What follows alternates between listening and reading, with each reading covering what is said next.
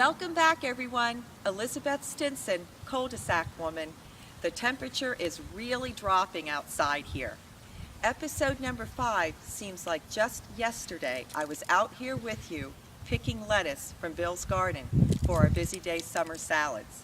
I am so happy to be here with you today celebrating our 20th episode, continuing on with our Thanksgiving talks. And we really can't talk Thanksgiving without mentioning one of America's favorite side dishes, mashed potatoes. Come on in and I'll share an easy solution with you for getting those mashed potatoes on the table this year. On time, hot, and delicious. Welcome back to my Thanksgiving kitchen. Mashed potatoes are certainly easy enough to make, but some time and kitchen space are involved. So for larger holiday meals, I break it down into 2 days. Bake today, mash tomorrow. Perfectly fresh, homemade mashed potatoes, and a lot easier than trying to squeeze it all into one very busy day of cooking and entertaining. Today, we bake our potatoes. Now, there's really only one potato that's not suitable for mashing, Russet or Idaho, which are to be eaten baked.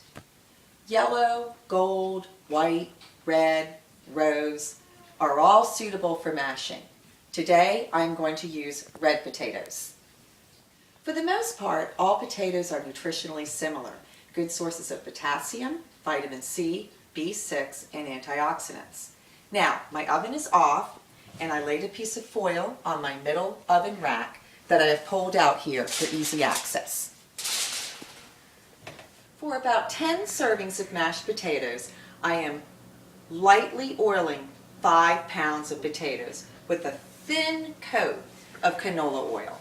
A little bit of this canola oil goes a long way.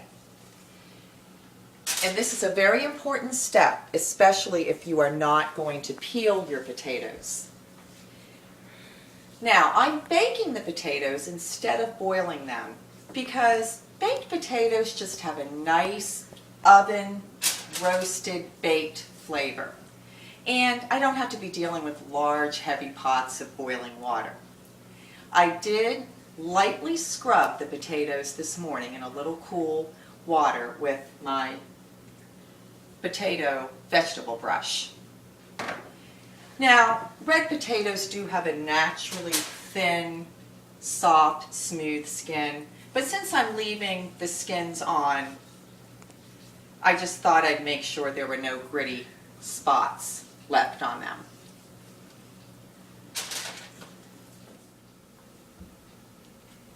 Okay, our oven is loaded up, and we're going to set the temperature to 350 degrees Fahrenheit for 35 minutes. And after 35 minutes, we're going to flip each potato over and give them an additional 15 to 20 minutes until they're done, when a knife can be inserted and removed easily. Now, some of the smaller potatoes may be done after that first 35 minutes. If so, just remove them from the oven at that point. We don't want to underbake them, but we also don't want to overbake them either, to the point where they're wrinkly and all dried out. While the potatoes are baking, I'll share with you how I store and enjoy our Thanksgiving leftovers the next day. After we are all done eating, instead of loading up the refrigerator with pots and pans and casserole dishes, I make the world's largest TV dinner in a disposable pan. I put some turkey in the middle, and then green beans, corn, mashed potatoes, stuffing, all in their own little sections. Drizzle it with a little water or broth, cover it with foil, pierce it with a few holes for ventilation, and pop it in the refrigerator. I store my cooled gravy along with it, right in the saucepan for immediate reheating the next day. You can also divide this up into a couple of smaller, medium-sized Thanksgiving leftover sets, as opposed to one extra large one, or better yet, a few single servings. My mother always said that the cook enjoys the Thanksgiving leftovers even more than the actual Thanksgiving Day meal. The cook will enjoy those leftovers even more now. One pan to pull from the refrigerator, one pan to reheat. I recommend reheating them in a 325 Fahrenheit oven. Reheat your gravy stovetop until nice and hot. Last, enjoy your Thanksgiving leftovers. Our potatoes are done. We let them cool on this wire rack. I am cutting them into 1 to 2 inch pieces and placing them in the pot that I plan to reheat them in tomorrow. As I said, the potato is nutritious inside and out, so I am leaving the skins on to get the full benefit. If you do need to peel them, they're very easily peeled whole at this point. The peel just comes right off the baked potato. Now, our potatoes are all cut up, and I'm going to add a half a cup of buttermilk. You can add regular milk. I just so happen to have some buttermilk on hand today. Maybe about 3 or 4 pats of butter.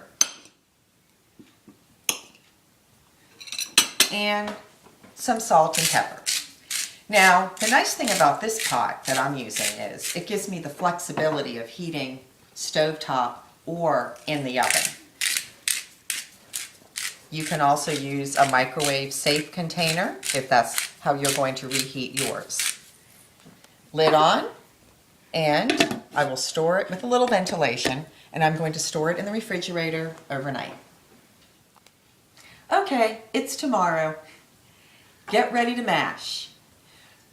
We'll be serving our dinner in about 15 minutes. We pulled our potatoes from the refrigerator a good hour ago, and we stole about a half a cup of turkey broth from our roasting pan before we made our pan gravy, and we're going to add it to our potatoes now.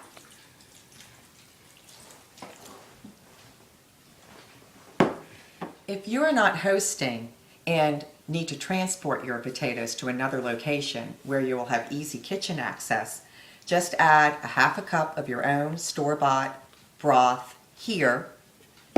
Grab your potato masher and hit the road at this point, and then finish them up there like we're going to do here. Let's heat our potatoes for mashing now.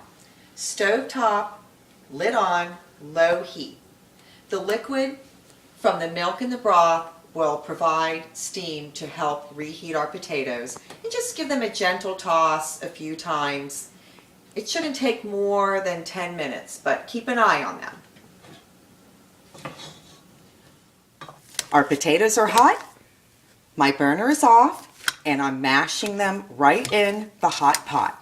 Now, if you have to add a little more liquid to facilitate the reheating or the mashing, that's perfectly all right. I just added a little more broth to help with the mashing. Now, as my mother taught me, at this point, trade your potato masher out for a spoon and finish them with a quick stir to help smooth out the texture. And it really does work. Bake today, mash tomorrow. Our Thanksgiving mashed potatoes. On time, hot, and delicious. Last, let me share with you something very special to me.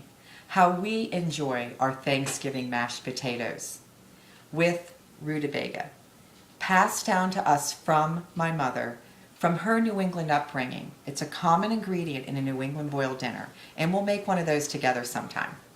Rutabaga, the yellow turnip, not the white, that are waxed to preserve them over the winter months. Members of the root cruciferous family, we prefer the sweeter, smoother flavor of the yellow turnip.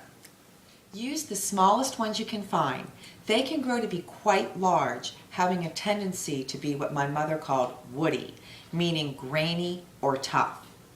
Then just peel, cut, boil until soft, drain, a little bit of butter, salt and pepper, roughly mash, and then serve them alongside the potatoes on your plate, all drizzled with a little hot gravy. Put some mashed potatoes on your fork, skimming some of the rutabaga right along with it. The rutabaga really enhances the flavor of the mild white potato, and the potato mellows out the bold flavor of the rutabaga. They were meant for each other, and nothing says Thanksgiving to me more than this right here. Thanks, Mom. I'll see you back in the cul-de-sac one last time before Thanksgiving.